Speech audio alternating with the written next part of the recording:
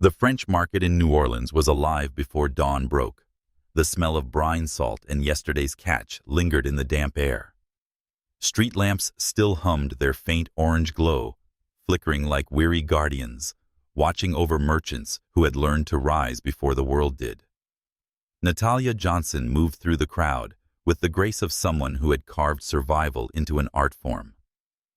Her rich and throaty laughter drifted above the clamor of hawkers, the clatter of buckets, the guttural shouts of men unloading crates. She knew how to charm a bargain, spin her hips with exaggerated flair, when waving customers closer, and make the sting of poverty look almost playful. Fresh catfish, red snapper, crawfish, alive, alive, alive. She sang her voice, catching the attention of a group of tourists passing by. Some chuckled. Some whispered something about the energy of the South, and two women stopped to buy. Beside her, Josie, her best friend since they were girls in the orphanage, rolled her eyes, but smiled anyway. Josie lacked Natalia's fire, but she had quiet endurance, which made her scrub floors for 12 hours without complaint or lift crates heavier than her body without breaking stride. Where Natalia was the flame, Josie was the anchor. "Girl, you're gonna lose your voice one day," Josie muttered, pushing a crate of ice closer to the fish laid out. "All this hollering, you sound like a preacher on Bourbon Street." Natalia winked. "As long as the Lord blesses me with paying customers, I'll preach till the kingdom come." They shared a laugh that carried traces of shared hunger, shared secrets, and shared nights lying on the thin mattresses of the orphanage, whispering promises about better tomorrows. Life had not been generous to them. They were the leftovers, the children nobody came back for. Natalia still remembered the sound of the heavy front door at the orphanage creaking open on visiting days, the sharp hope that it might be her turn, and the aching silence when it never was. The French market was their home battlefield and fragile dream. With the few savings they scraped together from dishwashing, laundry, and car washing jobs, they had bought permission, no borrowed tolerance from other vendors to set up their little stall. And every fish they sold was a stone on the shaky bridge toward freedom. By mid-morning, their stall was nearly empty, fish scales glistening like shattered glass in the sunlight. Natalia felt proud. This was another day they wouldn't go hungry. She took a sip from the lukewarm juice Josie had shoved into her hands earlier. But the moment of triumph didn't last. A commotion stirred near the end of the row. Natalia squinted, shading her eyes with one hand. Uniforms. City enforcers. The kind that prowled with a sense of authority sharpened by cruelty.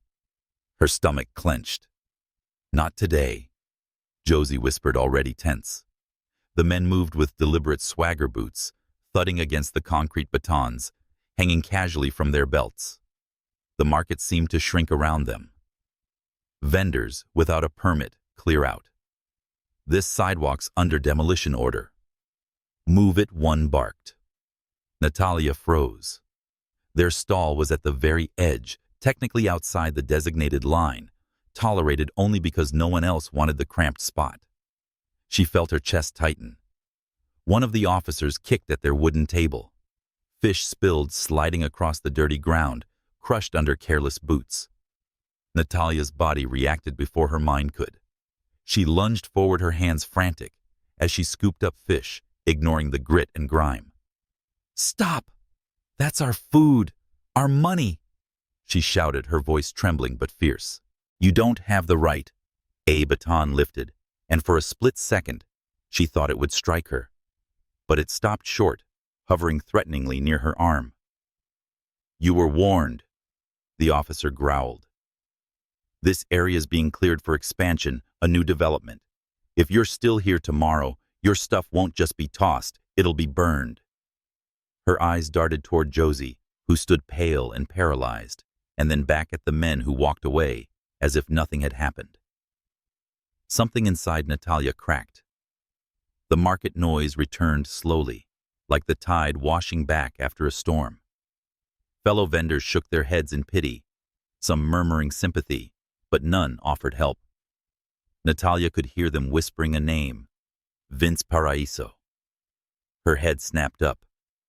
Who, she demanded of a woman stacking fruit nearby. The vendor shrugged uneasily. Paraiso. Some rich guy from Houston. He's funding the new tower they're building here. Wants the street widened for his investors. Signed the petition himself. Natalia felt her hands curl into fists. Vince Paraiso. The name tasted bitter on her tongue. A man she had never met had just robbed her of her livelihood with the stroke of a pen. Josie tugged on her arm. Natalia let it go. We'll find another place. No, Natalia snapped, her eyes flashing. If Vince Paraiso thinks he can crush us like we're nothing, he's dead wrong. I'll find him. I'll make him listen. Josie looked at her with fear. And then, what, beg for mercy? Natalia's lips curved into something darker than a smile. Not beg. Fight. The next morning, Natalia woke before dawn, but not to haul fish this time. Josie still slept curled under the thin blanket, her breathing uneven. Natalia's eyes lingered on her friend momentarily, a pang of guilt stabbing her chest. Josie didn't deserve more chaos. She deserved peace. But Natalia was already too far gone. She slipped out, her heart pounding as she boarded a bus, heading west toward Houston. The city felt larger than life when she arrived. Glass towers piercing the sky, traffic streaming like restless blood. People in suits brushed past her without seeing her. She asked questions. Everywhere. And to her surprise, people knew the name Vince Paraiso. Some spoke of him with admiration, others with resentment. But everyone seemed to know who he was. His influence stretched farther than she imagined. Natalia waited near the Paraiso Corporation building, standing out in her faded jeans and second-hand jacket, amidst the sea of polished shoes and expensive ties. She kept her cap low, her jaw set, rehearsing what she'd say if she got even 5 seconds face-to-face with him. The glass doors reflected her trembling figure, but she lifted her chin higher. Then a voice broke through behind her, looking for someone. She spun around. The man before her was taller than most men she'd ever met. He had the presence that seemed to bend the air around him, commanding without effort. His suit was impeccably cut, his tie perfectly knotted, his eyes sharp enough to slice. Natalia swallowed hard. Yes, she said, her voice betraying none of the fear churning in her stomach. I'm looking for Vince Paraiso. Do you know if he's arrived yet? The man tilted his head, studying her with a curiosity that felt dangerous. Maybe he said slowly, "But tell me, why are you looking for him?" Natalia felt heat rise in her chest. She had promised herself she wouldn't falter. Because he's the reason I lost everything. He's why my friend and I don't know if we'll eat tomorrow. He signed away our lives like trash. I intend to ask him to answer that. A silence stretched between them, heavy charged. Then the man's lips curved in the faintest of smiles. Well, he said softly, then I suppose you found him. Natalia's breath caught. What? The stranger extended his hand, his eyes never leaving hers. Vince Paraiso introduced himself at your service. Natalia froze, her mind reeling. She had spoken to him as if he were just some employee and poured out her anger without hesitation. And now, she didn't know whether to run or to throw the nearest shoe at him. The air between them shifted when his name fell from his lips. Natalia's first instinct was to laugh, bitter, sharp, incredulous. Of course, fate would play this kind of trick on her. She had crossed a state line, rehearsed curses on the bus, dreamed of spitting in the face of power, only to pour her rage out to the man himself without even knowing it. She should have been embarrassed and humiliated even. But humiliation required shame, and Natalia had run out of shame years ago. Instead, She squared her shoulders and met his gaze, her eyes two dark coals refusing to burn out. "So, you admit it," she said, her voice low but firm. "You're the man who stole our livelihood." Vince studied her, his head tilted slightly like a scientist examining a volatile element under glass. There was no apology in his expression, no guilt, just curiosity, and maybe a flicker of amusement. "Stole," he repeated as though tasting the word. "That's a dramatic choice. I prefer restructured." Natalia's jaw tightened. "Call it whatever you want. My stall was destroyed. My fish was thrown to the ground. Do you know what that means? That was food rent survival. And you—" She jabbed a finger toward him. "You erased it with a signature." Around them, suits streamed into the Paraiso Corporation tower, glancing curiously at the heated exchange. Vince didn't flinch. He didn't tell her to lower her voice. He didn't wave security over. Instead, he smiled, slow, deliberate, unnervingly calm. "Interesting," he murmured. "Most people, when they first meet me, want a handshake, a photograph. You come bearing accusations. Maybe that's because most people aren't paying the price for your empire." Natalia shot back. Something flickered in his eyes. Then, not anger, not guilt, but a faint recognition. He stepped closer, his presence overwhelming, the scent of expensive cologne mingling with the faint salt, still clinging to Natalia's jacket. "Tell me your name," he said softly. Natalia blinked. She hadn't expected that. Why, she asked, suspicious. Because Vince replied, his voice smooth as glass. "If you're going to declare war on me, I should at least know who my opponent is." Her throat went dry, but she forced the words out anyway.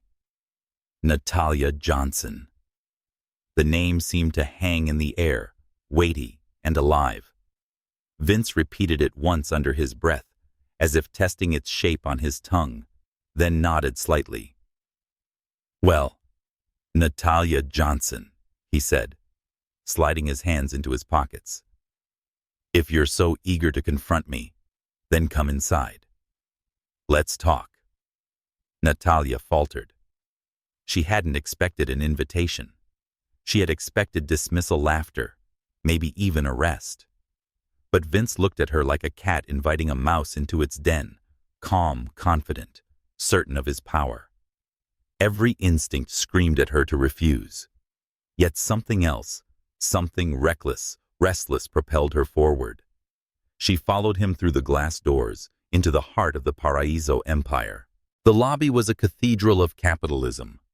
Marble floors gleamed under chandeliers that looked like they'd been stolen from Versailles. A waterfall installation shimmered behind the reception desk, whispering wealth in every ripple. Men and women in suits moved like clockwork, their footsteps a steady metronome of ambition. Natalia felt out of place instantly. Her sneakers squeaked against the polished floor, her thrift store jacket clashing with the sleek monochrome of the corporate world. But she lifted her chin, refusing to let them see her shrink. The receptionist's eyes widened slightly at her trailing behind Vince. "Good morning, Mr. Paraiso," she said, her voice honey-sweet. "Morning," Vince replied smoothly. "She's with me." "With me." The words echoed in Natalia's head longer than they should have. They stepped into a private elevator, its walls lined with mirrors that reflected Natalia's flushed face at her from every angle. Vince stood beside her, his reflection multiplied, untouchable in every pane. "You look nervous," he said without looking at her. "I'm not," she lied. His lips curved. "You're a terrible liar." Natalia crossed her arms. "What do you expect? You drag me into your tower like some guest," he supplied. "Prisoner," she snapped. "Funny," he murmured. "You walked in willingly." The elevator chimed before she could reply, and the doors opened to reveal his office. If the lobby were a cathedral, the office would be Olympus. Floor-to-ceiling windows stretched across the skyline, Houston glittering beneath them like a map of stars. A mahogany desk, sleek leather chairs, a bar cart stocked with bottles whose price tags could have paid her rent for a year. Natalia swallowed. She had never seen so much luxury contained in a single room. Vince gestured toward the sofa. "Sit." She hesitated, then dropped into the seat perched on the edge like a soldier awaiting interrogation. Vince poured himself a glass of water, his movements unhurried, precise. Then he turned glass in hand and leaned casually against his desk. "All right," he said. "Convince me." Natalia frowned. "Convince you of what?" "That your tragedy," he said, swirling the water in his glass, "is my responsibility." Her temper flared. "You destroyed my stall. I signed a city petition." He interrupted, his voice, calm but edged. "The city enforced it. My signature didn't throw your fish on the ground. A baton did. Aim your fury in the right direction." Natalia's hands clenched in her lap. She hated that his logic made sense, hated that it chipped away at the purity of her anger. But she wasn't about to surrender. "You still benefit," she said tightly. "Your tower rises while our lives fall." Vince studied her for a long moment, then set his glass down. He crossed the room and stopped just in front of her, so close she could see the faint stubble shadowing his jaw, the flecks of storm gray in his irises. "You want compensation?" he said, not asking, but stating. Natalia's lips parted in surprise. "I want justice." "Justice is expensive," Vince replied. "Compensation is realistic." The words sliced through her pride. Part of her wanted to spit them back in his face. Another part, the weary, hungry, desperate, ached to say yes. She forced herself to hold his gaze. "What kind of compensation?" His smile was slight, enigmatic. "That depends. What do you want most?" "Natalia Johnson. A new stall. Cash or something else?" Her heart hammered. She hated how he said her name, felt like a challenge and a promise. "I want my life back," she whispered. For the first time, something in Vince's expression softened. Just slightly, barely noticeable, but it was there. Then just as quickly the mask returned. He stepped back, reclaiming the distance. "I'll consider it," he said coolly. "In the meantime, you may leave." Natalia shot to her feet. "That's it. You bring me here. You make me pour my heart out, and then you dismiss me like I'm—" The office door burst open. A secretary rushed in, flustered. "Mr. Paraiso and Mr. Lim are here for the board meeting." "Tell him I'll be there shortly," Vince said, without looking away from Natalia. The secretary hesitated, her eyes flicking between them. Natalia suddenly realized how this looked, her standing in front of him, flushed, furious, while he stared at her with an intensity that burned. As the door closed, Natalia felt heat crawl up her neck. "Do you enjoy this?" she demanded. "Watching people like me beg while you play God?" Vince's gaze sharpened. "Careful, Natalia. You think you're the first to storm into my life with accusations, the first to spit venom at me because I have what you don't. You're not. But you are." He paused as though reluctant to finish. "I'm what?" she challenged. His lips curved into that infuriating half-smile. "Different." The word unsettled her more than any insult could have. She opened her mouth to retort, but before she could, 2 security guards appeared in the doorway, summoned by some unseen signal. "Escort Ms. Johnson out," Vince ordered smoothly, though his eyes never left hers. Natalia's breath caught. "What?" "It's for your own good," he said softly. "Trust me." The guards approached, their hands gentle but firm on her arms. Natalia twisted, fury blazing. "Coward," she spat, glaring at Vince. You hide behind guards behind glass towers. You'll never know what it means to bleed for survival. Vince didn't flinch. He watched her until the doors closed behind her, his expression unreadable. But his hand curled into a fist at his side when she was gone. Outside, Natalia stumbled onto the bustling Houston street, humiliated, furious, yet shaken by something she couldn't name. She hated him. God, she hated him. And yet, as the skyscrapers swallowed her figure, one truth gnawed at her chest.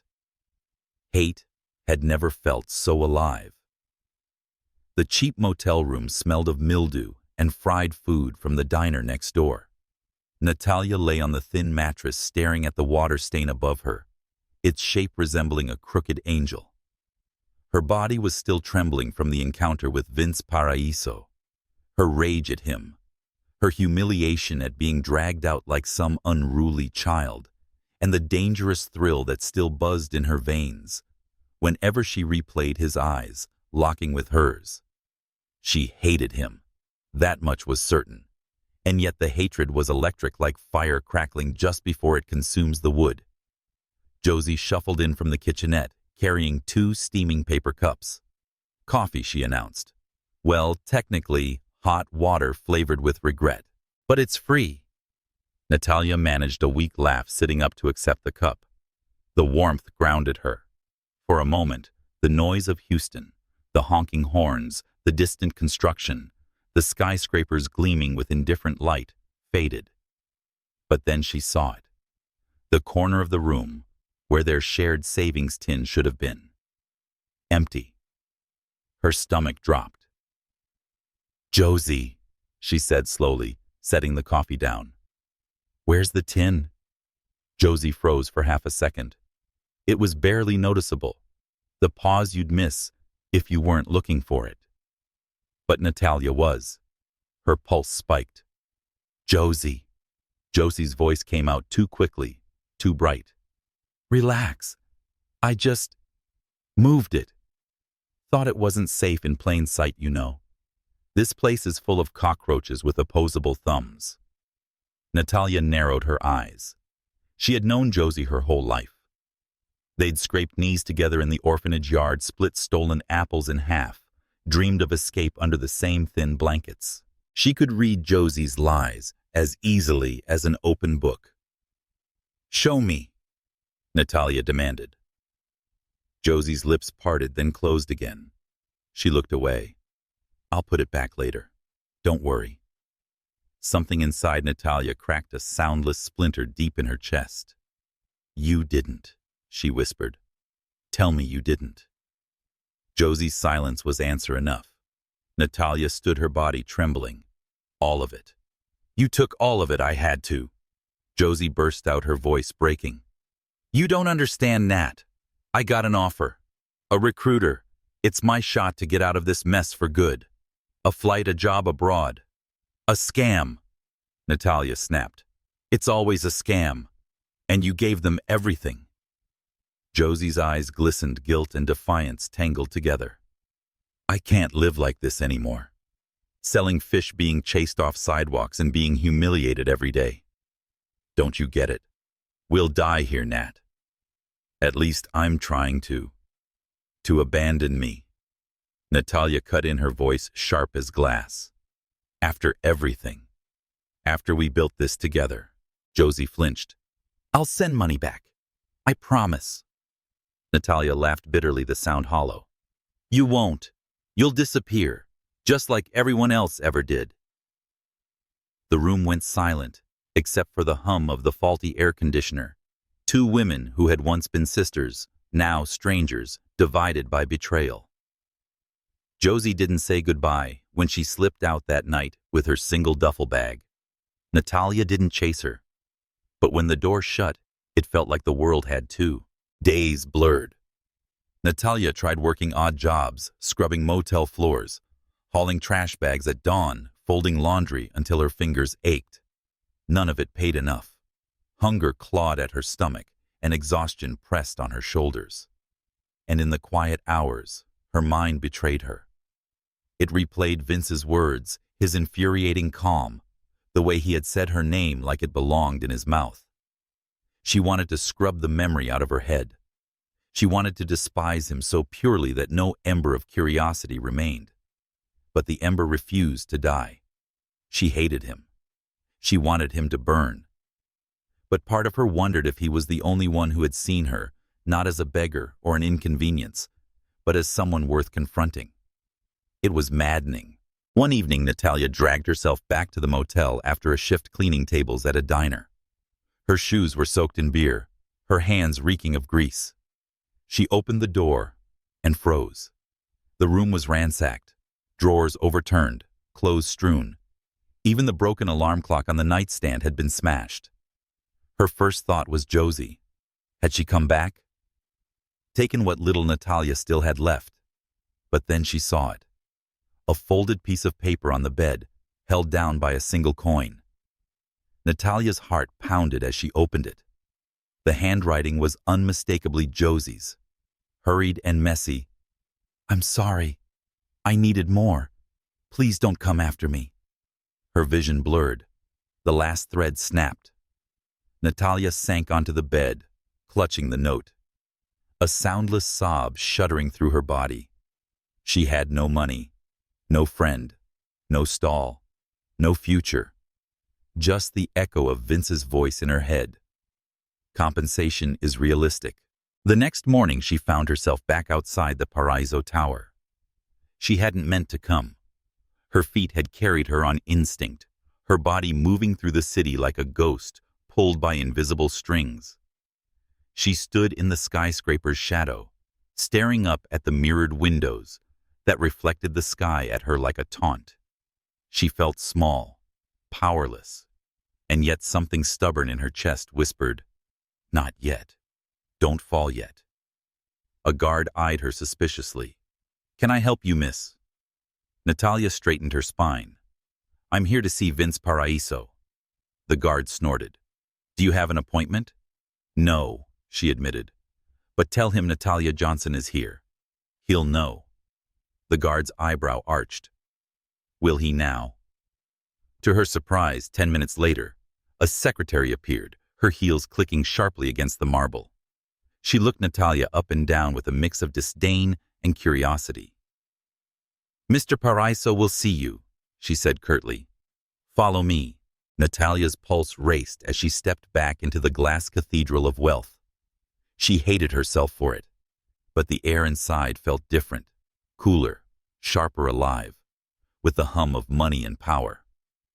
She was led not to his grand office, but to a smaller conference room. Vince was already there, leaning against the table, his jacket draped casually over a chair. When his eyes met hers, something unreadable flickered across his face. "Natalia Johnson," he said, almost like a sigh. "Back so soon. What storm brings you this time?" Her throat tightened, but she forced the words out. "I need your help." It cost her more than she wanted to admit. Vince's brows lifted slightly. He gestured to a chair. Now that he said softly, "is interesting," the room seemed to shrink around them as she sat. She told him everything, how Josie had stolen their savings, how she had vanished, how the last remnants of stability had crumbled. She tried to keep her voice steady, but at times it cracked, the rawness spilling through. Vince listened silently, his fingers steepled under his chin, his gaze never leaving her. When she finished, shame burned her cheeks. She hated that she had confessed so much, exposed her wounds, before the very man she had sworn to fight. But Vince's face remained unreadable. Finally he spoke. "Betrayal," he said quietly. "It's a deeper wound than poverty. Poverty you can climb out of. Betrayal stays in the marrow." Natalia's eyes widened slightly. She hadn't expected him to understand. "I don't need your philosophy," she muttered. "I need something. A chance. A way to stand again." Vince leaned back, studying her. "And if I give it, what will you do?" She swallowed hard. "I'll fight. I'll rebuild. I'll prove I'm not just some stray you can toss aside. A silence stretched between them. Then Vince stood his figure, casting a long shadow across the table. You're not a stray, Natalia, he said softly. You're a storm. Her breath caught. The words were unexpected, almost tender, and cracked something in her chest that she didn't know was still fragile. But before she could reply, Vince turned toward the window, his back to her. You'll work. You'll earn. Not charity, not pity. I'll open a door. Whether you walk through it, that's on you. Natalia stared at him, her heart thundering. She had come here broken, expecting rejection, maybe ridicule. Instead, she had been offered something else. Not mercy, not love, but opportunity. It was more dangerous than either. That night, lying in the motel room alone, Natalia replayed every word. Storm.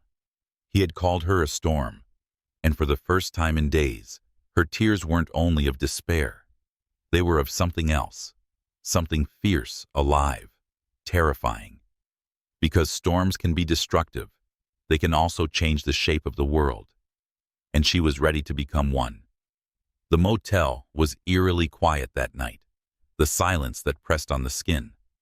Natalia lay awake, listening to the hum of the air conditioner. It coughed, sputtered, then fell still. The room grew heavy, suffocating. She turned on her side and stared at the single window. Neon light from the diner across the street bled through the blinds, washing her face in flickers of red and blue. Josie's absence clung to the air like smoke. No laughter, no whispered plans for escape, just emptiness. Natalia closed her eyes and tried to imagine the ocean. She used to tell Josie that when the city walls closed in, she could hear waves crashing in her chest. Tonight, the sound wouldn't come. What came instead was the faintest whiff of something acrid. At first, she thought it was the diner fryer gone wrong. But then it thickened, seared her throat. She bolted upright. The room was no longer quiet, alive with the faint crackle of flame. Smoke crawled under the door, black and hungry. Natalia's chest seized. Panic hit her like a fist. She grabbed her jacket, her small envelope of papers, and her wallet. The savings were gone. Josie gone. But instinct screamed, "Take what's left." The window. She stumbled toward it, coughing, tears stinging her eyes. Heat licked at her skin as she forced it open and clambered out onto the narrow ledge. The world exploded in orange. Flames roared from the lower floor, swallowing the wooden structure like it was made of paper. The night air rang with shouts, sirens, and glass shattering. Natalia leapt, landing hard on the ground below. Pain shot up her leg, but adrenaline drowned it. She staggered, clutching the papers to her chest, her ears ringing. And then darkness. For a terrifying second, she thought she had gone deaf. The world moved around her, people, running water spraying from hoses. The crash of collapsing beams, but no sound reached her. Silence pressed against her like an ocean. She stumbled through the chaos, disoriented, her vision blurred by tears and smoke. She collapsed onto the curb, shaking, unable to breathe, unable to hear her own sobs. And then she saw them. A pair of polished shoes stopped right in front of her. She lifted her gaze, and there he was, Vince Paraiso, haloed by firelight, his suit immaculate even in the chaos. His expression sharp, unreadable, softened briefly when his eyes met hers. "Get up," he mouthed. His voice didn't reach her ears, but she read his lips clearly. Natalia tried to speak, but no sound came. She pointed at her ears, shaking her head. His brow furrowed, understanding flashing across his face. Without hesitation, he crouched, sliding his arm beneath her knees and lifting her like she weighed nothing. The smell of smoke clung to her, but his cologne cut through it, clean, cold, impossibly steady. as the fire raged behind them. He carried her through the crowd, past the flashing red lights, into the sleek black car waiting at the curb. The world outside blurred. Inside the car, the silence deepened. Natalia pressed her palm to her ears, shaking her head in disbelief. Vince sat beside her, his jaw tight, his eyes scanning her with a surgeon's precision. He pulled out his phone, babbling into it. She could see his lips move, see the tension in his shoulders, but she heard nothing. When he hung up, he turned to her, gently brushing her forehead. She flinched, but he didn't withdraw. His eyes searched hers, steady grounding. "You're safe," he mouthed. She wanted to laugh at the absurdity. Safe her home was ash. Her hearing was stolen. Josie gone. How could safety exist in ruins? Yet she almost believed him for one dizzying moment, pressed against the leather seat, watching his eyes soften just for her. The hospital smelled of antiseptic and fluorescent light. Natalia lay on the examination table as a doctor peered into her ears with a small flashlight. Vince stood nearby, arms crossed, filling the room like a shadow. She can hear muffled sounds. Maybe the doctor said, his voice distorted and faint in Natalia's ears. But the blast pressure likely damaged her eardrums. With time and treatment, recovery is possible. For now, she'll struggle.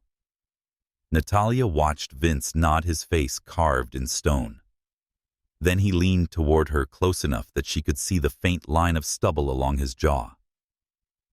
"You'll be all right," he said, slowly, deliberately, letting her read his lips. Her throat tightened. She wanted to scream, "No, I won't. Nothing is all right." But the words died in her chest.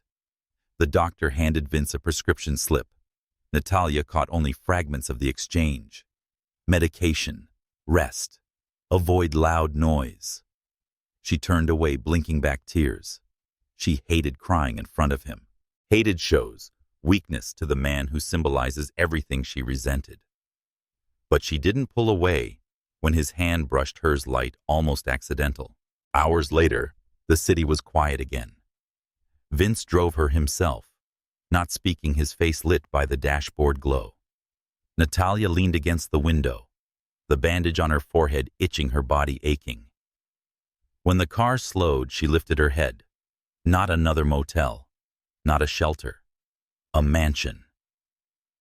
Vince's home loomed against the night sky, sprawling and immaculate windows glowing like eyes. Natalia shook her head, panic rising. She pointed to herself, then back at the city, shaking her head furiously. But Vince's expression was resolute. He opened the car door and reached her side, his hand extended. "Here," he mouthed. "Stay here." She hesitated, her chest tight. Stepping into his world felt like surrender, like handing her chains over willingly. But what choice did she have? Her body was broken. Her hearing is gone. Her world burned to the ground. So she took his hand. The house was too clean, too perfect. Marble floors reflected her shadow, and chandeliers glittered above her.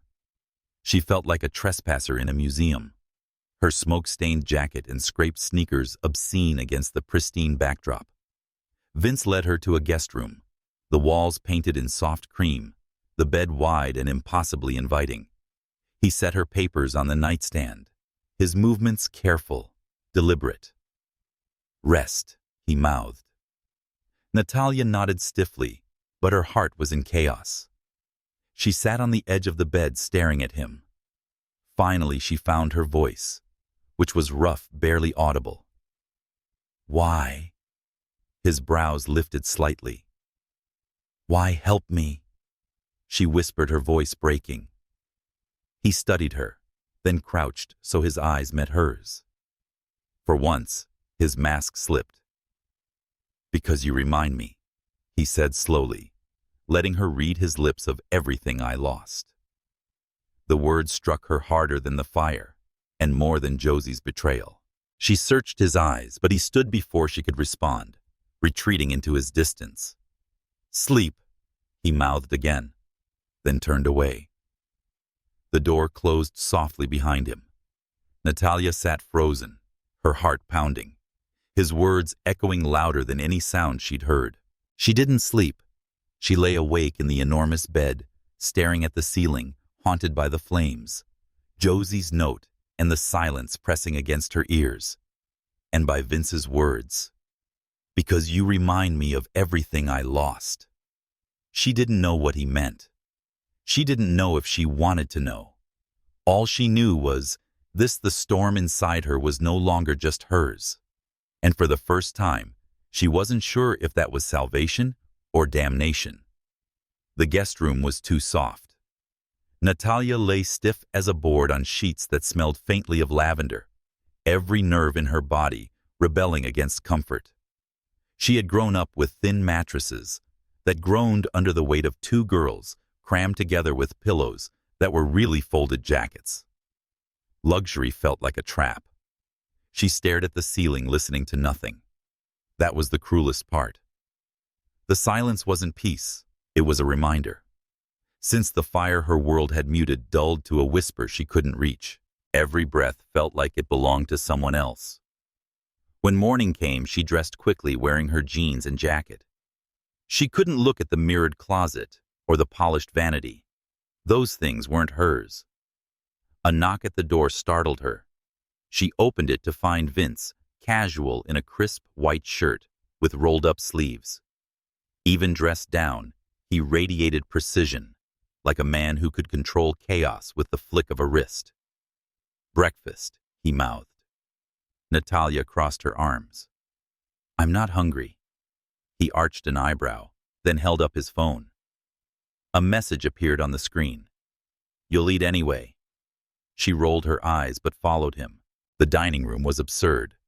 A table long enough for 20 sunlight spilling through floor-to-ceiling windows that looked out over manicured lawns. Natalia sat at one end, Vince at the other, a kingdom of polished wood between them. Servants appeared with silver trays.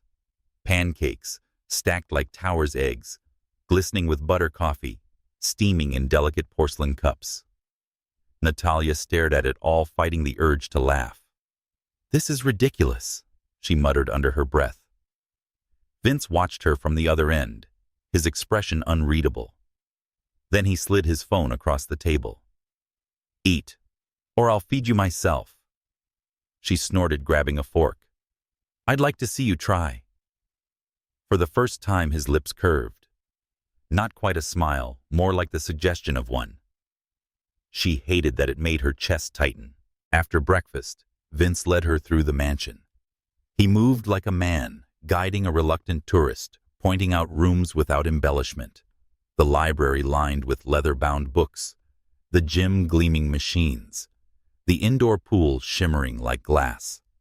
Natalia trailed behind, unimpressed. Wealth was wealth, no matter how polished. To her, it all smelled faintly of emptiness. When they reached his office, she lingered at the door. The same skyline stretched beyond the windows, Houston glittering like a mirage. Vince settled into his chair, flipping through files with surgical focus. Natalia tilted her head, studying him. In the harsh light of the fire, he had seemed almost human. Here, surrounded by steel and glass, he looked untouchable again. "Do you ever get tired of this?" she asked suddenly. He looked up. "This," she repeated, sweeping her hand at the empire around them. "Power. Paperwork. Pretending you're not the villain in someone else's story." He leaned back, his gaze steady. Then he typed something into his phone and turned it toward her. "Villains don't rescue women from burning buildings." Her throat tightened. "Heroes don't sign petitions that ruin lives." The air between them sparked alive with contradictions. Days blurred into a strange rhythm. Vince worked. Natalia lingered. She tried to stay out of the way, but the mansion swallowed silence, leaving her restless. So she cooked. It started with curiosity, an unfamiliar spice jar in the pantry, a bag of rice in the cupboard. She hadn't cooked much beyond fried fish and cheap stews, but she had tools. She'd never seen knives that sliced clean as Whisper's ovens, that glowed with precision. The first attempt was clumsy. The rice was overcooked, and the chicken was too salty. She cursed under her breath, nearly hurling the pan across the counter. "Need help?" She spun. Vince leaned against the doorway watching. "No," she snapped. He crossed the room anyway, plucking the spoon from her hand with infuriating calm. He tasted the sauce, then raised an eyebrow. "Too much salt," he mouthed. "Thank you, Captain Obvious," she muttered. But the following evening she tried again, and the next. By the end of the week, Vince walked into the kitchen to find her humming softly, brokenly, but humming over a pot that smelled like comfort. "Better," he mouthed after tasting it. She rolled her eyes, but a small smile tugged at her lips. At night, the mansion grew quiet, the kind of quiet Natalia couldn't escape, even if her ears worked perfectly. She would sit by the window in the guest room, staring at the city lights in the distance, wondering what Josie was doing, if she was safe, if regret ever kept her awake. But she also thought of Vince. The way his eyes softened when he thought she wasn't looking. He never raised his voice even when she goaded him, the way he let her exist in his world without demanding gratitude. It unnerved her. She had expected cruelty, arrogance, dismissal. Instead, she found patience. Control, yes, but control wrapped in restraint, not violence. One evening, unable to stand the silence, she crept down the hall and paused outside his office. The door was ajar. Inside, Vince sat at his desk, head bowed, a photograph in his hands. His shoulders slumped in a way she had never seen. Vulnerable. Human. Natalia should have walked away. Instead, she knocked lightly. He looked up, startled, then slipped the photograph face down. What he mouthed. She hesitated. "I couldn't sleep." His eyes searched hers. Then, without a word, he gestured to the chair opposite him. She sat. For a long time they said nothing. Just the two of them, the city humming outside the windows, their silence no longer empty, but shared. Finally, Vince spoke, his lips deliberate. "Storms don't sleep." Natalia frowned. "What? That's what you are." He mouthed, "a storm." Her chest tightened. She remembered the fire, how he had lifted her out of the smoke, and how the word had first left his lips. And for the first time, she didn't fight it. The next morning, Natalia found a small package on her nightstand. Inside was a sleek black notebook and a pen. A note lay on top, written in neat handwriting. "When words fail, your voice write them. Conversations don't always need sound." She ran her fingers over the page, her throat tight. No one had ever given her something so simple, so thoughtful. When she saw Vince at breakfast, she didn't thank him. She couldn't. Instead, she slid the notebook across the table. The first words written in her looping script. "Don't think this makes us friends." He read it. Then, with the faintest smile, he wrote back, "Good. I don't collect friends. I collect storms." Her lips curved despite herself, but beneath the growing ease, shadows lingered. At the market, people like her were still displaced. At night, Josie's betrayal still burned, and Vince wealthy, untouchable. Vince remained an enigma. His secrets lurked behind photographs turned face down, behind eyes that softened, then hardened again. Natalia knew better than to trust walls of glass. They looked transparent, but they always hid something. Still, as she sat across from him, notebook between them, her heart betrayed her with a dangerous thought. Maybe she didn't want the walls to come down. Perhaps she tried to shatter them herself. The fish market smelled of salt and promise. Natalia hadn't been there in weeks, not since the fire. But Vince insisted she see the new stall he had arranged for her clean counters a legal permit. Water access, everything she and Josie once dreamed of, but never had. Now, it was hers. Natalia ran her fingers over the polished wood, her chest tightening. She wanted to feel proud. Instead, she felt haunted. Every corner of the market whispered with ghosts. And then, as if the ghosts had heard her, she turned and saw her. Josie, alive, breathing, wearing a cheap floral blouse, her hair tied back with a ribbon that had seen better days. Her eyes, those eyes Natalia had once trusted with her entire heart, widened in shock. Natalia. The sound barely reached her, but she didn't need ears to recognize that voice. The world tilted. Natalia's grip on the counter tightened, her nails biting into wood. Josie smiled hesitant, almost pleading. "You look good." Natalia's laugh came sharp, bitter. "Good. You stole everything I had." Shoppers slowed, sensing the tension. But Natalia didn't care. "You left me with nothing, Josie. Not even a dime for food. Not even a word." Josie's face flushed. I had to. It was my chance. I could make it for both of us if I got out." "By stabbing me in the back." Natalia spat. Josie's lips trembled. "I was desperate." "You don't understand. You don't understand." Natalia cut in, her voice shaking. "Because while you were chasing some scam abroad, I was digging through smoke and ash, deaf to the world, praying not to die. And when I opened my eyes, the only person there wasn't you. It was him." She didn't mean to glance toward Vince, who stood a few paces away, silent as ever, watching with unreadable eyes. But Josie noticed. Her gaze sharpened. "So this is it, the truth. You replaced me." Natalia's chest ached. "No one could replace you. That's what makes this worse." For a heartbeat, silence stretched between them, thick as blood. Then Josie's face hardened. "You think you've won, don't you?" she hissed. "Pretty stall. Rich man at your side. But you and I both know this isn't you. You don't belong in his world, Natalia. You belong with me." Natalia's hand trembled on the counter, but her voice was steel. "No, I belong where I am finally seen. And you," she stepped closer, her eyes blazing, "don't get to haunt me anymore." Josie flinched as if struck. The crowd dispersed slowly, pretending not to listen. Vince moved forward, placing himself subtly between the two women, his presence enough to end the confrontation. Josie's jaw tightened. She turned on her heel and walked away, but not before whispering just loud enough for Natalia to catch, "This isn't over."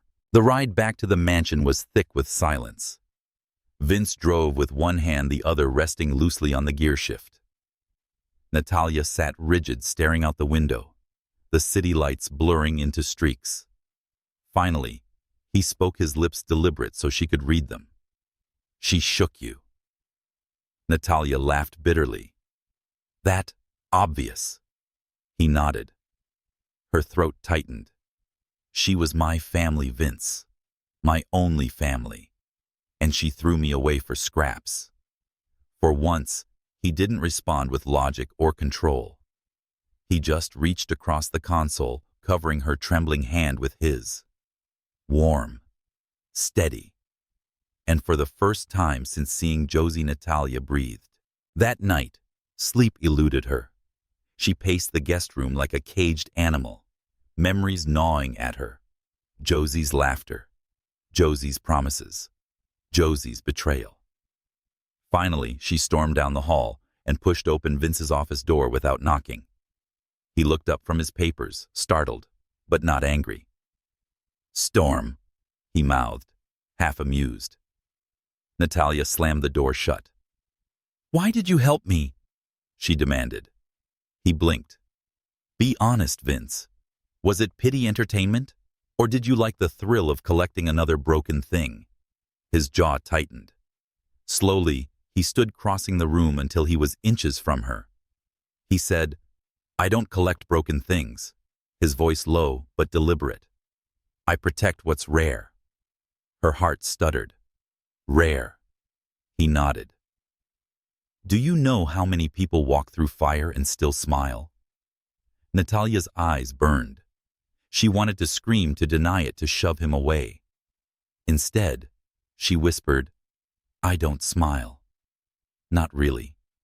His gaze softened. You do. You don't notice. The silence between them stretched electric. Natalia's breath hitched as his hand lifted, hovering shy of her cheek, as if waiting for permission. For a terrifying moment, she wanted to give it, but she stepped back, shaking her head. Don't. Something flickered in his eyes. Not anger, rejection, or patience. A dangerous kind of patience. He lowered his hand. As you wish. The next day, Natalia threw herself into the stall. She arranged fish, meticulously greeted customers with a smile she didn't feel, and forced herself to keep moving. But Josie lingered like a shadow. Every laugh in the crowd made Natalia glance over her shoulder. Every whisper felt like a reminder. This isn't over. By evening, Vince arrived to pick her up. She tried to act fine, but his eyes saw through her. You're waiting for her, he mouthed. Natalia looked away. She's waiting for me. Vince found her on the balcony that night, staring at the city. He brought 2 glasses of wine, setting one in her hand without asking. She took a sip, letting the warmth spread through her chest. Do you think she'll stop? She asked softly. Vince studied her. No. Her throat tightened. Then what do I do? He leaned on the railing beside her, their shoulders brushing. You choose who you fight for. Her or yourself. The words sank deep, dangerous and true. Natalia turned to him, her eyes raw. And if I choose wrong? His gaze held hers, steady as stone. Then I'll still be here. The city roared beneath them, unseen, unheard. And for the first time since the fire, since Josie, since everything, Natalia let herself believe him. Natalia was learning the rhythm of Vince's world. Mornings in the market, afternoons in the mansion, nights at the balcony where the city's lights looked like stars fallen too close. She moved like a guest who wanted to pretend she wasn't slowly becoming part of the furniture. But routine is a fragile thing. It takes only a knock on the door for it to fracture. That knock came one gray afternoon. Vince was in his office, hunched over files. Natalia wandered past with a tray of coffee she had insisted on brewing herself. She liked the satisfaction of placing something in front of him and watching his expression soften almost imperceptibly. But before she could enter, she heard voices, low, sharp. Don't play games with me, Vince, a woman said. Natalia froze, balancing the tray against her hip. I don't play games, Vince replied, clipped, controlled. The woman's laugh was bitter. No, then why hide her here? The girl from the streets. Do you think no one's watching? Natalia's chest tightened. She pressed closer to the door. I don't owe you an explanation, Vince said. You owe yourself one, the woman snapped. Because this storm you've taken in it will ruin you. Storm. The words sliced through her like glass. She almost dropped the tray. Natalia backed away, silent, retreating to the hallway before the door could open. That night, she didn't join Vince on the balcony. She locked herself in the guest room, notebook, open, pen poised, but useless. Words refused to come. Storm, ruin, girl from the streets. Josie's voice, or maybe not Josie. Someone else, some shadow she hadn't met yet, echoed through her skull. She wanted to march back to his office and demand answers. Instead, she curled up on the bed and whispered into the silence. Why me? The following morning, Vince found her in the kitchen. She was slicing vegetables more forcefully than necessary, the knife biting into the board like a threat. You're avoiding me, he mouthed. Natalia shrugged. You're imagining things. His gaze lingered. He didn't push. Instead, he stepped closer, taking the knife from her hand with infuriating calm. "You don't cook angry," he said. Her jaw tightened. "And you don't hide women in your office to talk about me." He stilled. The silence between them was a living thing. Finally, he set the knife down. "You listened." "You weren't exactly whispering," she shot back. Vince studied her, his expression unreadable. "What do you want to know?" "Everything," she whispered. He shook his head slowly. "You wouldn't believe it. Try me." But he didn't. He turned away, and that hurt more than any answer. The market became her refuge again. Natalia threw herself into work arranging fish with precision, greeting customers with warmth she didn't feel. She needed noise, chatter, distraction, anything but the echo of Vince's silence. And then Josie returned. She appeared like a bad omen, leaning against the lamppost across from the stall, arms folded, smirk sharp as a blade. "Well, well," Josie drawled. "Look at you, the lady of the market. Or should I say, lady of the mansion?" Natalia's chest flared hot. "What do you want?" Josie shrugged. "Just visiting, seeing how high you've climbed, wondering how hard the fall will be." Her hand tightened around the counter. "Stay away, Josie." Josie laughed. "I don't need to touch you. You'll ruin it yourself. You always do." And with that, she vanished into the crowd, leaving Natalia's anger clawing at her ribs. That evening, Vince drove her home. She didn't speak. Neither did he. But when they entered the mansion, he stopped her in the hall. "She found you again," he said. Not a question. Natalia nodded stiffly. Vince's jaw hardened. "I can make her disappear." The words chilled her. Disappear. "What are you?" "Vince. Some god?" "No." His gaze pinned her. "Just a man who doesn't like seeing you hurt." Her throat tightened. She hated how those words undid her. Days stretched into uneasy calm.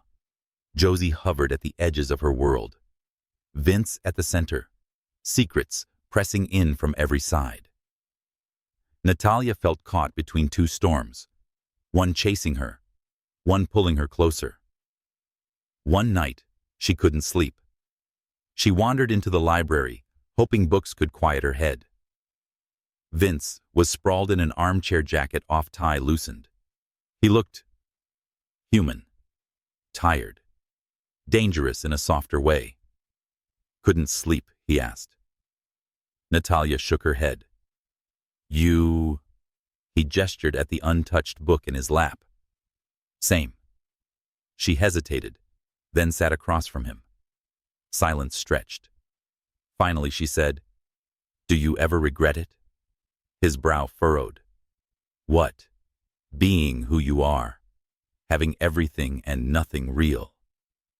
He leaned forward, eyes sharp. "And what makes you think I have nothing real?" Her heart stuttered. "Because you don't let anyone in." His lips curved faintly, not quite a smile. "Maybe I'm letting you in."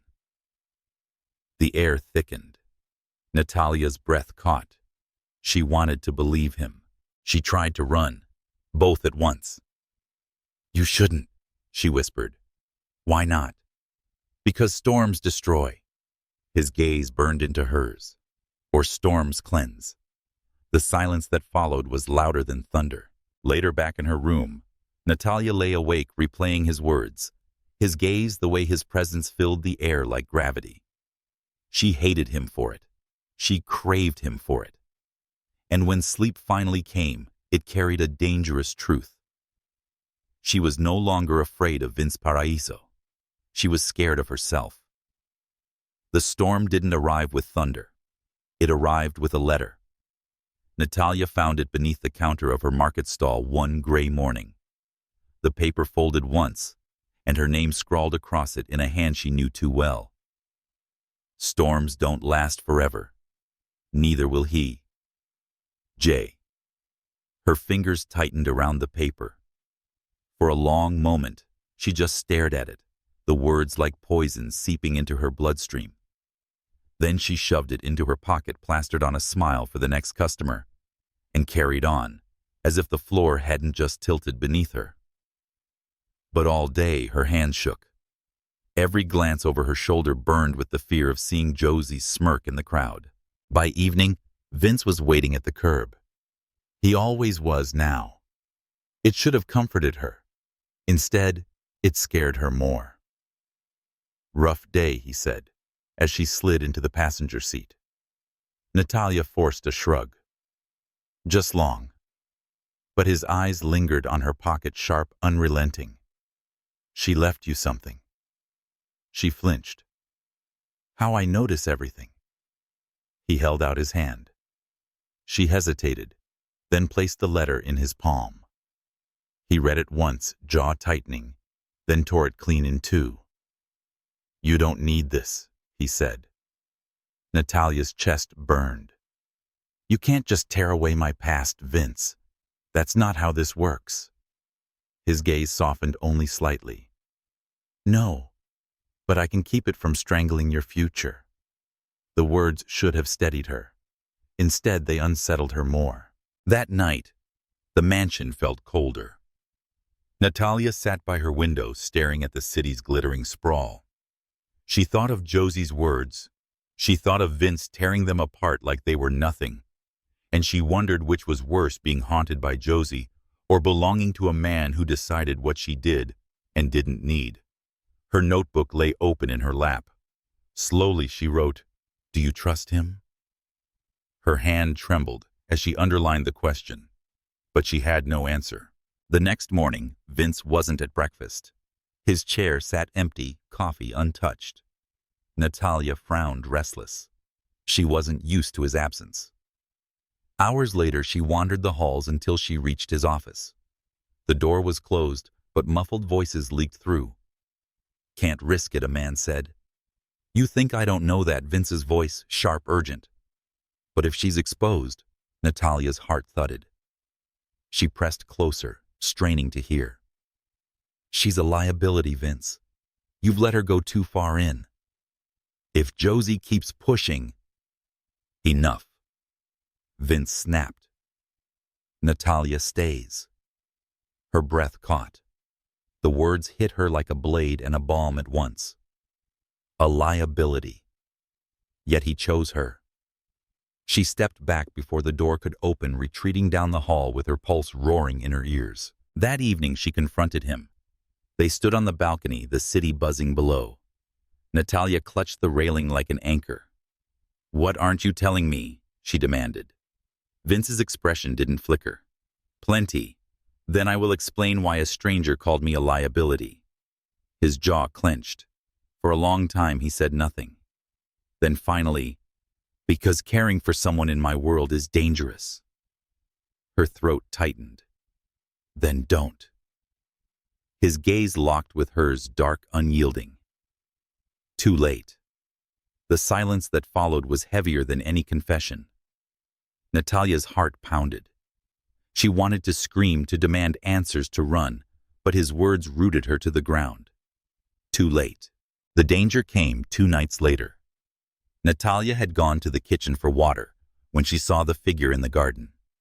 A shadow slipping between hedges, too purposeful to be a servant, too quiet to be harmless. Her breath hitched. She ducked back, heart hammering. Then, the window shattered. The alarm split, the nightlights, flaring guards flooding the hallways. Vince appeared in seconds, gun in hand. A side of him she had never seen, cold, precise, terrifying. "Natalia," he barked, shoving her behind him. "Stay down." She crouched, trembling, watching as he moved like a man who had lived in danger his entire life. Shots cracked. The nightmen shouted, footsteps thundered across marble. And then silence.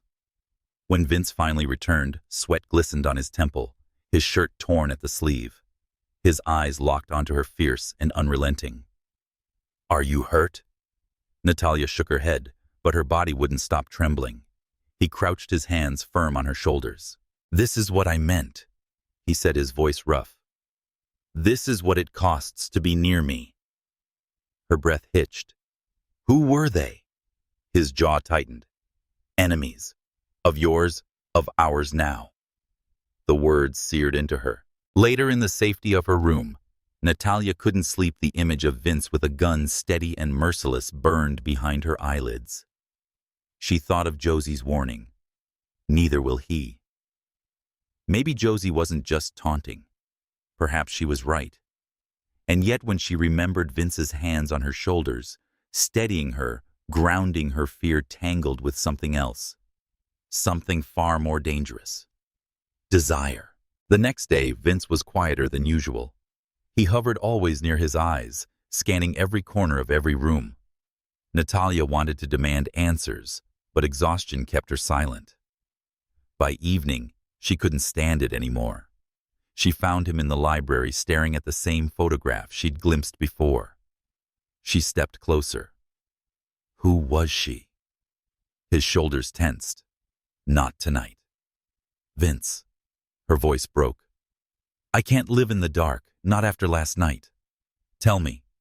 He turned slowly, his eyes heavy with shadows. "She was my wife." The words slammed into her. Natalia froze, her chest tight. "She's gone," he continued, voice low.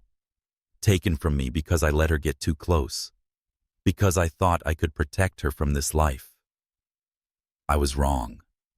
Natalia's throat burned. "And now me." His gaze met hers, raw and unguarded. "And now you." Silence stretched. The city outside hummed indifferent. Natalia stepped closer, heart racing. "Then why keep me here?" His voice was rough, almost breaking. "Because I can't let you go."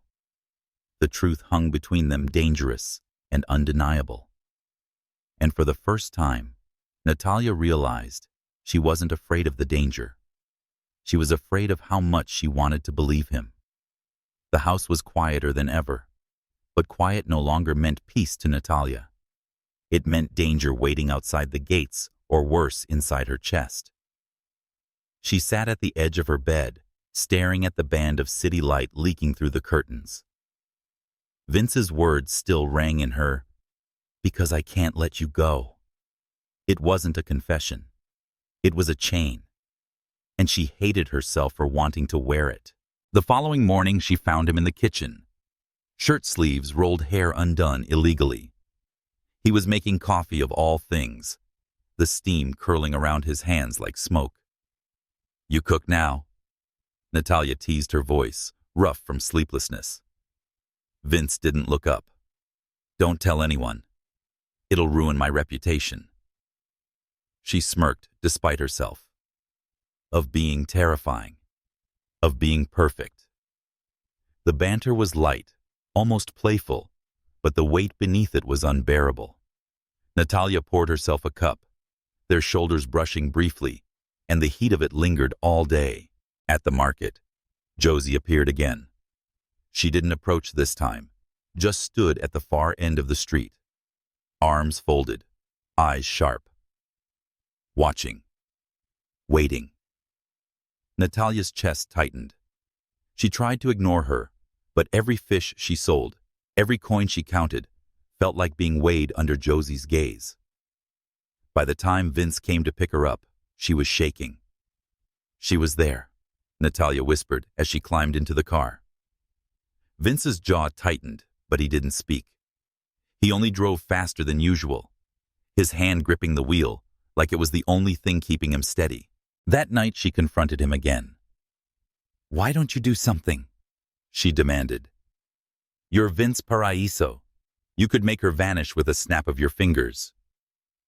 He looked at her, calm but unyielding. "And what would that make me to you? Savior, executioner. You don't want either." Her throat burned. "I want peace." He said, "You won't find it in her absence, only in your choice." Her chest heaved. "And what if my choice is you?" For the first time, his composure slipped. His breath caught his eyes darkened. "Then God help us both," he whispered. The days blurred after that. The mansion felt smaller, the air heavier, every glance between them threaded with tension. Natalia found herself noticing things she shouldn't. The way Vince's hand lingered on the small of her back when he guided her through a crowd, the way his voice softened only when it was meant for her, the way he looked at her like she was both a question and an answer. She hated how much she wanted to answer him. One evening the storm finally broke. It began with a scream. Natalia was in the kitchen when the alarm blared, red lights washing the walls. Guards rushed past. Vince appeared seconds later, gun-drawn eyes blazing. "Stay!" he barked, but Natalia's feet refused. She followed him into the hall. At the front gate, chaos erupted. One of the guards pinned a figure to the ground. Natalia's heart stopped. Josie. Her hair was wild, her face streaked with fury. She spat at the guards, thrashing like a cornered animal. "Can you keep her?" Josie screamed. "She's mine. She was always mine." Natalia's chest caved. The words weren't love. They were ownership, a chain of a different kind. Vince's arm barred her chest, holding her back. "Don't."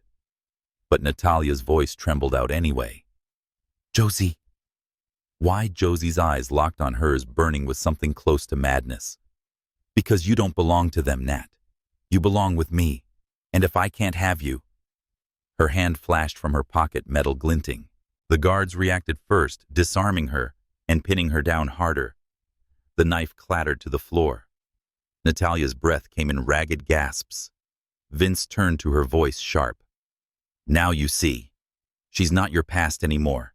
She's your enemy." Tears blurred her vision. She wanted to deny it, but Josie's screams echoed through the night like broken glass. Hours later, the house was quiet again. Josie was gone, dragged away by the police Vince had on speed dial. But the silence was unbearable.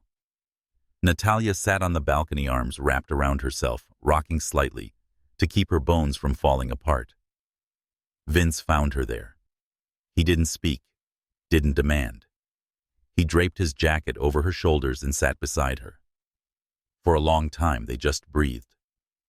Finally, Natalia whispered, "She was my family. I know. She loved me in her way. Her way was a cage." Her lips trembled. "And yours isn't." The words hung between them like a blade. Vince turned, his eyes raw, his control cracked wide open. "If it is, Natalia, then tell me now. I'll let you go even if it kills me." Her chest tightened, her tears spilling hot. She reached for him before she could stop herself, her fingers brushing his jaw, trembling. "I don't want to go," she whispered. The dam broke. Vince caught her hand and pressed it to his lips, his control unraveling with every touch. He pulled her closer, their foreheads touching, breath mingling. "You'll be the end of me," he murmured. "And you'll be mine," she answered. The kiss came like lightning, sudden, violent, impossible to stop. Her world spun, but she wasn't afraid of falling for once. When dawn broke, Natalia lay tangled in sheets that smelled of him, her body humming with the aftershock of everything she had tried to resist. Vince slept beside her, his face softer than she'd ever seen, the weight of his walls finally gone. For the first time she felt safe. And for the first time, safety terrified her more than danger. The morning after was unnervingly calm. Natalia woke wrapped in sheets, Vince's warmth still pressed against her back. The world outside might have burned, broken, conspired, but there was only breath, skin, and silence in this narrow slice of time. And yet silence never lasted. By noon, the mansion was buzzing again. Guards moved like shadows along the halls. Phones rang with urgency, and Vince slipped back into his armor, the crisp suit, the steady hands, the unreadable eyes. Natalia watched him from the kitchen doorway as he argued with someone on the phone, his voice sharp-clipped. She couldn't hear every word, but she didn't need to. This wasn't about business. This was about her. When he ended the call, he caught her staring. For a second, his mask cracked. "You're leaving," she whispered. "Not for long," he said. "But I need to make sure last night never happens again." "Josie," she said, her throat tightening. He nodded. Her chest burned. She wanted to scream, "Don't go," but storms never begged the sky to stay. The day stretched endlessly. Natalia drifted between rooms, haunted by memories. Josie's face twisted with rage. Vince's promise. "If it is a cage, tell me now. I'll let you go." But she didn't want to go. That night she cooked. Not because Vince would eat it, but because her hands needed purpose. Garlic, onions, and tomatoes sizzling in a pan. The kitchen filled with warmth, the kind of warmth she had chased her whole life. When Vince finally returned, exhaustion shadowed his face. He loosened his tie, stepped into the kitchen, and stopped when he saw the spread on the table. "You cooked for an army," he said. She shrugged. "Storms get hungry." For the first time all day, he smiled. They ate in silence, the clink of cutlery strangely intimate. Halfway through, Natalia set her fork down. "Tell me it's over," she said. Vince met her eyes. "It's never over. But it's under control. That's not the same. It's the best I can give you." She looked at him for a long moment, then nodded. Because she understood now, this was what it meant to love someone like Vince. Not safety, not certainty, but control wrestled from chaos night after night. That may be enough. The storm returned one final time 3 nights later. Natalia was leaving the market stall, the last of her fish sold, when she felt the prickle of eyes on her back. She turned. Josie. Her former friend stood at the far end of the street, thinner, wilder, her eyes hollow. She didn't move, didn't speak, just watched. Natalia's chest tightened. "Go home, Josie," she called softly. "Please." For a heartbeat, Josie wavered. Then she shook her head, tears spilling, and melted into the crowd. Natalia never saw her again. Back at the mansion, she told Vince. He listened, his jaw tight, then pulled her close, his hand firm against her head. "She's a ghost now," he murmured. "Let ghosts stay ghosts."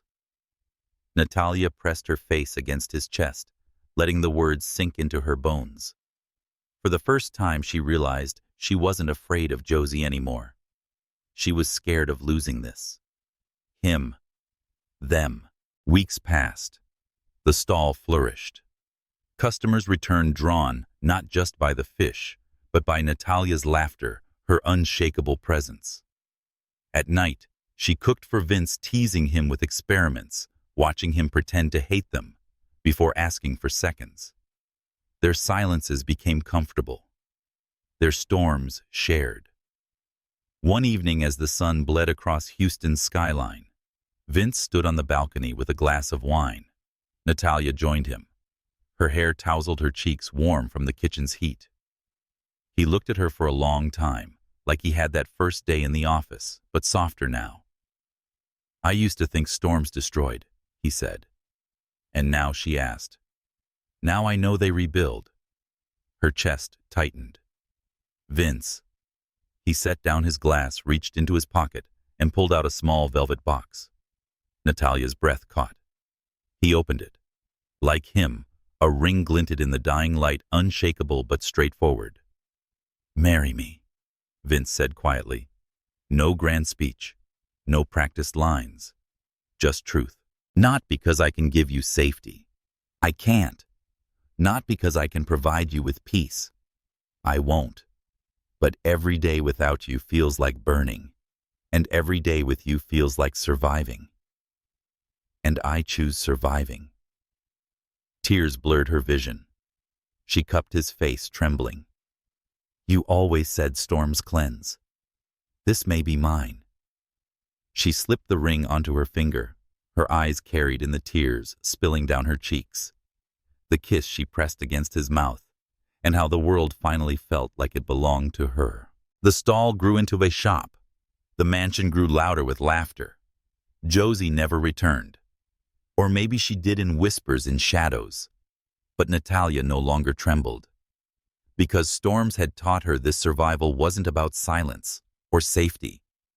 It was about choosing to love, even when the world tried to burn it away.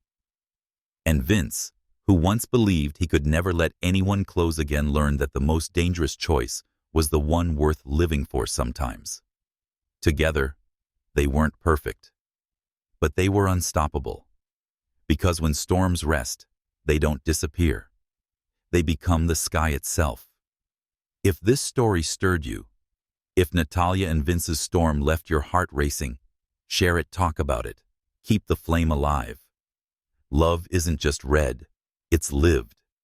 And somewhere out there, another storm is waiting to be rebuilt into something beautiful. Follow for more stories of love, betrayal, redemption, and the kind of romance that dares to survive the fire.